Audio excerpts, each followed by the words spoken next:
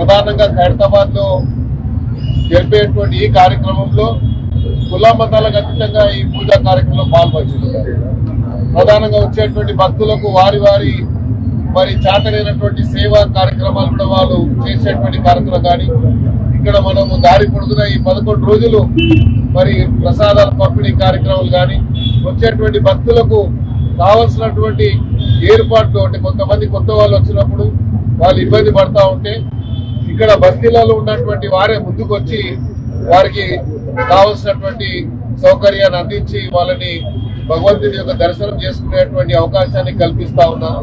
అలా మా ఖైరతాబాద్ లో ఉన్నటువంటి ప్రతి కుటుంబానికి ఉత్సవ కమిటీ తరఫున నేను ధన్యవాదాలు తెలియజేసుకుంటూ ఈ యొక్క పండుగ అనేది రాష్ట్ర వ్యాప్తంగా దేశవ్యాప్తంగా గతంలో మేము చిన్నగా ఉన్నప్పుడు ఇదేవాళ్ళం. మహారాష్ట్రలో ముంబైలో చాలా అంగరంగ వైభవంగా జరుగుతుంది అని చెప్పి ఇదేవాళ్ళం. కానీ భారతదేశ చరిత్రలో రేపు రాబోయేటువంటి రోజుల్లో ఖైరతాబాద్ వినాయకుడు గిన్నిస్ వరల్డ్ రికార్డ్ బుక్ లో ఎక్కబోతున్నది. కాబట్టి ఇది అందరి బాధ్యత. ఒకసారి ఖైరతాబాద్ వినాయకుడు మళ్ళీ గిన్నిస్ బుక్ లో ఎక్కినప్పుడు ఈ క్రెడిట్ అనేది అందరికీ దక్కుతుంది. కాబట్టి ఇది మన బాధ్యతగా భావించి మీ అందరు కూడా దీన్ని పెద్ద ఎత్తున దీంట్లో భాగస్వాములు కావడానికి ప్రయత్నం చేయాలని అందరితో నేను కోరుకోవడం జరుగుతుంది. ఈడ ఈ ఉత్సవ కమిటీలో ఎలాంటి భేదాభిప్రాయం లేదు. వచ్చే భక్తులకు అసౌకర్యం కలగొద్దు అనేది ఆలోచన తప్ప ఈడ భేదాభిప్రాయం ఉన్నటువంటి కొన్ని పత్రికల్లో గతంలో వచ్చాయి. అవన్నీ కూడా అవాస్తవాలని ఈ సందర్భంగా నేను తెలియజేసుకుంటూ మరి అడాక్ కమిటీ అనేది దీంట్లో మళ్ళీ ఒక 5 విభాగాలని మేము విభజించడం జరుగుతుంది. దీంట్లో వచ్చేటువంటి ఏదన్నా డబ్బు రూపంలో వస్తే దాన్ని ఉత్సవ కమిటీకి డే టు డే ఇచ్చి డైలీ ఇక్కడ వచ్చేటువంటి డిస్ప్లేలో డిక్లేర్ చేసి ఈ రోజు ఇంత డొనేషన్స్ వచ్చాయి, ఈ డొనేషన్స్ ఎందుకు వాడతాం అనేది మేము కూడా చెప్పాల్సిన అవసరం ఉంది. ప్రధానంగా వచ్చే డొనేషన్స్ ఖైరతాబాద్ లో చాలా మంది మరి నిరుద్యోగ సమస్యలతో బాధపడతా ఉన్నారు. పిల్లలకు విద్యని అభ్యసించడానికి విద్యలో ఉన్నతమైనటువంటి విద్యని అభ్యసించాలంటే వాళ్ళకి ఆర్థిక సాయం అందక వాళ్ళు మధ్యనే డ్రాప్ అవుట్ అవుతున్నటువంటి ఎన్నో సంఘటనలు ఉన్నాయి.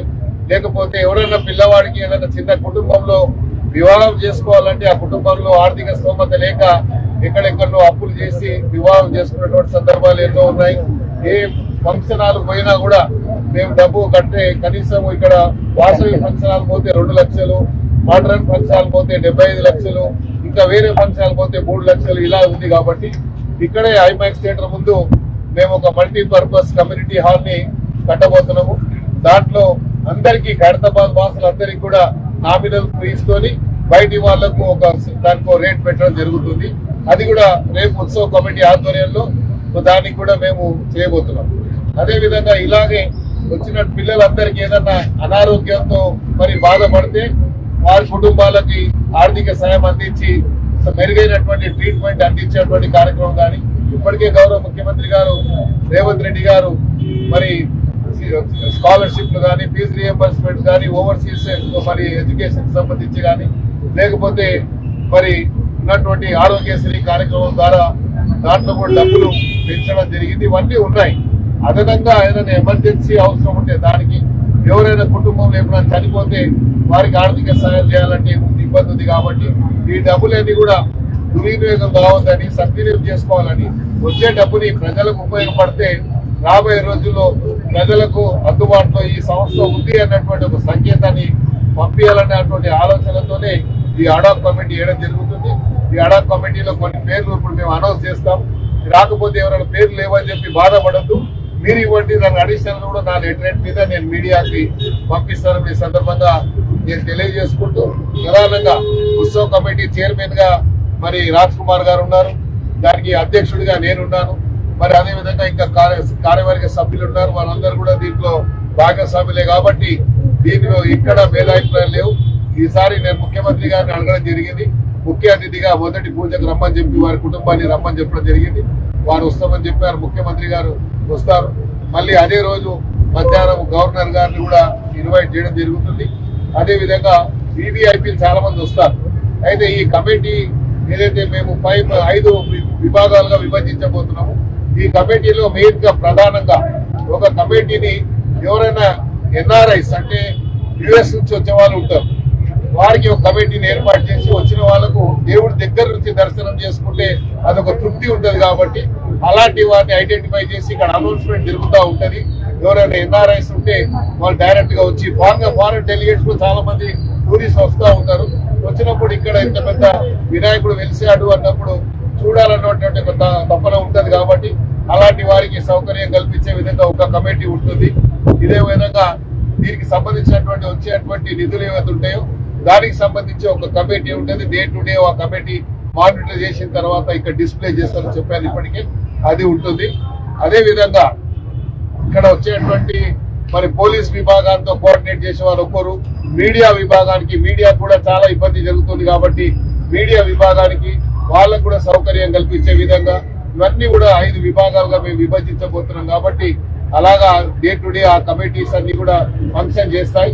అది కాకుండా ఉత్సవ కమిటీలో సభ్యులు 100 మంది ఉన్నారు. అంటే ప్రతి కుటుంబం నుంచి ఒక వ్యక్తి ఇక్కడ సేవ చేసుకుంటాడు. ఈ 11 రోజులు ఆ 11 రోజులు సేవ చేసుకున్నటువంటి వారు కూడా ఇంట్లో సభ్యులే కాబట్టి వాళ్ళకు కూడా ఈక్వల్ గానే అడాక్ కమిటీలో ఉంటే గొప్పవాడో లేకపోతే కింద ఉంటే చిన్నవాడో కాదు, అందరు సమానమే.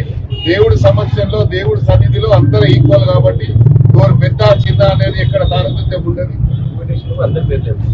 ఆ ఇన్విటేషన్ లో కూడా అందరు పేర్లు వేస్తాము వేసి ఆ కమిటీ సభ్యులందరూ కూడా వారి భాగస్వామ్యంతో వారి యొక్క ప్రోత్సాహంతోనే ఈ ఉత్సవాన్ని జరుపుకుంటామని కూడా నేను ఈ సందర్భంగా తెలియజేసుకుంటూ ఈ కమిటీ సభ్యులందరికీ కూడా ఒక ఐడి కార్డు ఉంటుంది. అందరు కూడా ఐడి కార్డు కంపల్సరీగా వాళ్ళు ధరించుకుంటారు డైలీ, ఎందుకంటే ఐడెంటిఫై కావాలి కాబట్టి.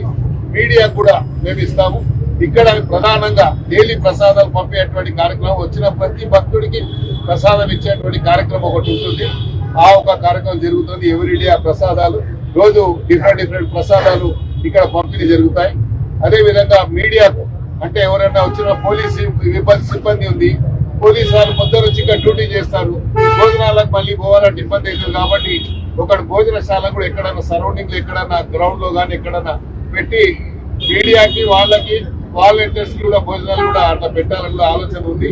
ఇవన్నీ కూడా ఒక సిస్టమేటిక్ గా అంటే ఒక తిరుపతి దేవాలయానికి పోతే ఎట్లాగా దర్శనం చేసుకుంటే ఎలాగ తృప్తి చెందుతారో, యాదగిరి గుట్టకు పోతే ఎలా తృప్తి చెందుతారో అలాగా ఇక్కడ కూడా జరగాలనేది మా ఆలోచన కాబట్టి ఖైరతాబాద్ ఉత్సవ కమిటీ ద్వారా అన్ని సౌకర్యాలు వచ్చాయి అన్నటువంటి ఒక సంకేతాన్ని పంపించాలన్నటువంటి ఆలోచనతోనే ఈ కార్యక్రమాన్ని మేము ఇంత పెద్ద ఎత్తున మేము ఎన్నో సంవత్సరాల నుండి మేము చేస్తున్నాం కాబట్టి వీళ్ళందరూ సహకరించాలని కూడా ఈ సందర్భంగా తెలియజేస్తూ ప్రధానంగా ఖైరతాబాద్ గణేష్ ఉత్సవ కమిటీకి ఇంత పేరు ప్రతిష్టలు రావడానికి ఇక్కడ ఉన్నటువంటి మీడియా ఛానల్స్, ఎలక్ట్రానిక్ ప్రింట్ మీడియాని ఈ క్రెడిట్ వాళ్ళకు కూడా పోతుంది కాబట్టి మనస్ఫూర్తిగా ఉత్సవ కమిటీ తరఫున వారికి నేను ప్రత్యేకంగా ధన్యవాదాలు తెలియజేసుకుంటూ